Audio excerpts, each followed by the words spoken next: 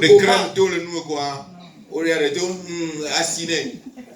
As-tu jamais vu comment sur ta langue? Mais quel Pauline a d'indignation? Qui a passé? Comment vous l'appelez? Neka ou bien Polishi? Qui a fait ça? Mais quel débat de tout doigt ou non? Qui a jamais habillé sa langue? Mais quel était là pour mais Didier a dénié n'a ton bassin nuit non m'a donné. Qui est jamais parti chez un tailleur pour lui dire que voilà ma langue, mesure ma langue et fais-moi un bon bassin pour lui? Personne. Voyez comment nous nous battons pour notre corps. Et la langue est là-bas petite. Mais la Bible déclare. La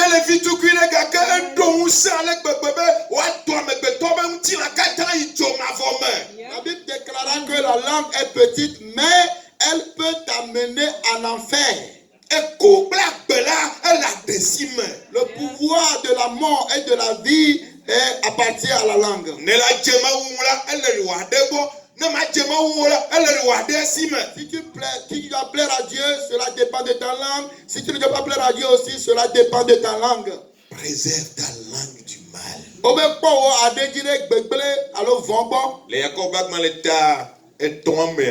le livre de Jacques, chapitre 3, la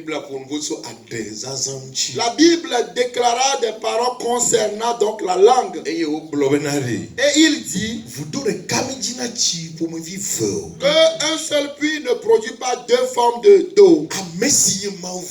Celui qui craint l'Éternel, sa langue donc déclare des louanges, des paroles de louanges. Celui qui craint Dieu, sa langue élève Dieu. Alléluia. Sa langue déclare des paroles douces à son prochain. Alléluia. Amen. Bien-aimés, il doit y avoir des signes sur nous que nous craignons Dieu.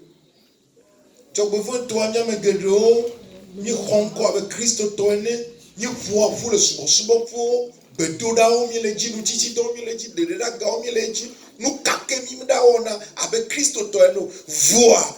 Il n'y a pas d'eau, le fouti, il n'y a pas mon chila, il n'y a pas d'eau, le défi, il a toqué maou, et il veut qu'on a Alléluia.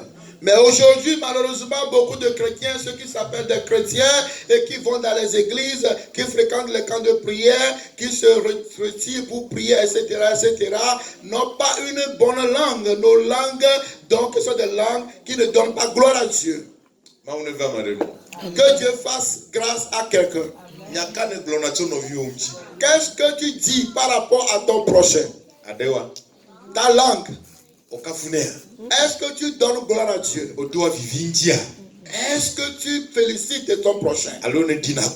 Ou bien tu le diffames? Tu l'humilies?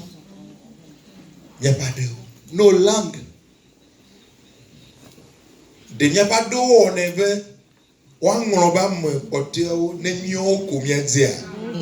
que nous utilisons nos langues pour qu'on puisse seulement voir nous et oublier les autres?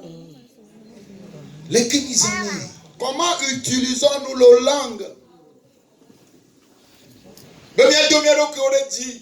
Pour que nous puissions nous élever, pour que nous puissions nous enorgueillir, qu'on puisse nous voir comme des gens saints, qu'on puisse voir des gens saints, qu'on puisse voir que c'est nous qui aimons plus Dieu et les autres sont des enfants de l'enfer. Préserve ta langue du mal. Et t'élève des paroles trompeuses. Celui qui craint Dieu. Tu n'as pas vu, tu dis que tu as vu. Voilà les chrétiens. Tu n'as pas écouté, tu dis que tu as écouté. Est-ce que le Saint-Esprit aussi agit ainsi? L'Esprit de Dieu, c'est un esprit de vérité. Et c'est dans cela que les enfants de Dieu sont nés. Et si nous faisons partie de cet esprit, il nous conduira dans la crainte de Dieu. Les choses qui doivent plaire à Dieu. Mais ce qui fera que nous sommes attachés à Dieu. L'Esprit Saint ne ment pas. Qu'est-ce que tu déclares par rapport à ton prochain? Ce que tu déclares là, est-ce que c'est vérité ou bien tu l'as seulement imaginé? Est-ce que Dieu a fait un avec toi dans cette parole que tu prononces? Est-ce que si Jésus devait parler à ton prochain à ta place, est-ce qu'il dira cette parole que tu es en train de dire? Les promesses de Dieu sont vraiment diverses. Que Dieu nous fasse grâce. Il y a des femmes qui ont détruit leur propre foyer à cause de la langue. Leur langue a détruit la maison. Il y a des hommes aussi qui ont détruit le foyer ou bien la maison avec de la langue. Et il y a des églises cassées, brisées à cause de la langue. C'est à cause de la langue que beaucoup ont refusé de venir à la conférence. Comment utilises-tu ta langue? Que Dieu nous fasse grâce. Éloigne-toi du mal et fais le bien.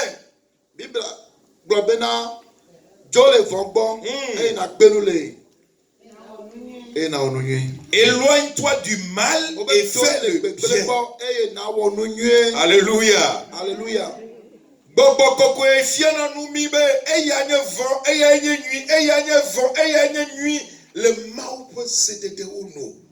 Dans le commandement de Dieu, c'est l'Esprit de Dieu qui nous montre que ceci est bon, ceci est mauvais, il faut faire ça, ne fais pas ça, etc.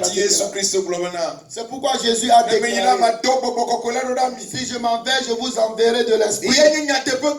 C'est l'Esprit de vérité. Il vous conduira dans toute la vérité. Et il vous montrera ce qu'il fallait faire. La crainte de Dieu. C'est donc s'éloigner donc du mal. Et c'est pratiquer le bien.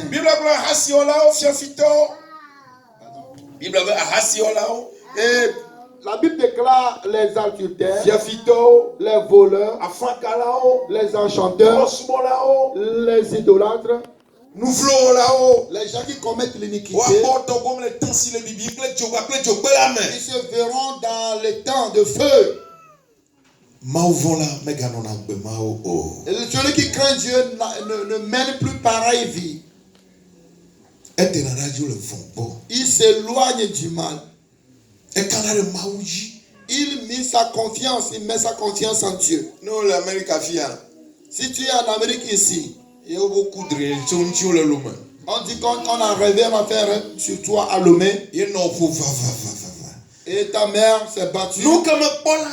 Ce que j'ai vu va détruire mon enfant. Et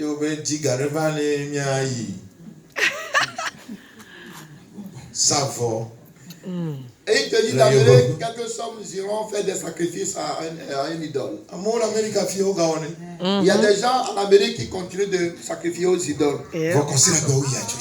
Mais le dimanche, tu les verras à l'église. Oui, alors la crainte de Dieu. Eh bien, la crainte de Dieu, c'est de s'éloigner du mal. C'est de faire du bien. Ce qui doit réjouir l'Éternel.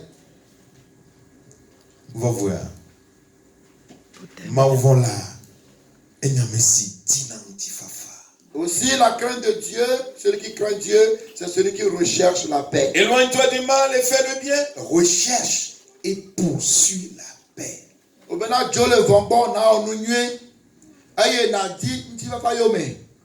Alléluia. Alléluia. Cela nous amène encore à la communion fraternelle.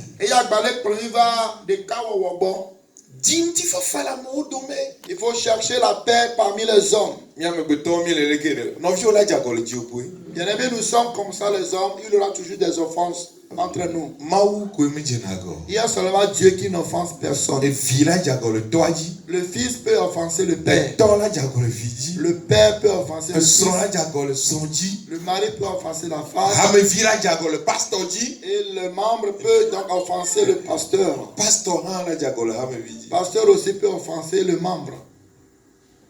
Voix. Ne m'avons vont le mien mère. Si nous avons la crainte de Dieu en Et nous, au plomi ton ti fa fa pour moi. il nous a conduits sur le chemin de la paix, Mia prasi kono mia no. nous allons nous embrasser. Alléluia. Mia tsoa godji ake mia no Nous no. allons nous pardonner nos offenses. Ye mia zo asi la sima. Et nous marcherons main dans la main. Et ye mia panko futola. Et nous allons donc affronter l'ennemi. Et ye ni mi bionu mawa la chuena. Et si nous demandons quelque chose à Dieu, il nous le donnera. Alléluia. Et on a des mythos foutants aussi, mais. Et il va nous sauver de la main des ennemis.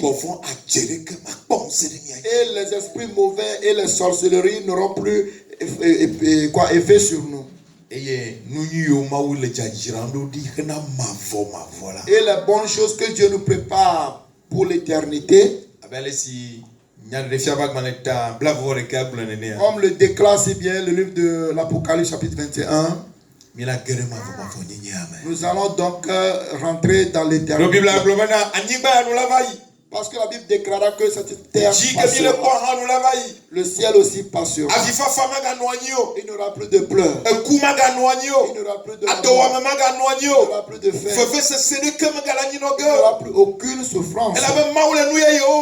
Parce que Dieu fera de nouvelles choses. Si nous sommes vraiment des gens qui craignent Dieu, les promesses qui sont de Dieu, qui viennent de Dieu pour les hommes, nous allons donc en bénéficier cela sur la terre. Et alors que nous sommes en train de marcher, et jusqu'à la fin, nous allons nous rentrer dans le royaume de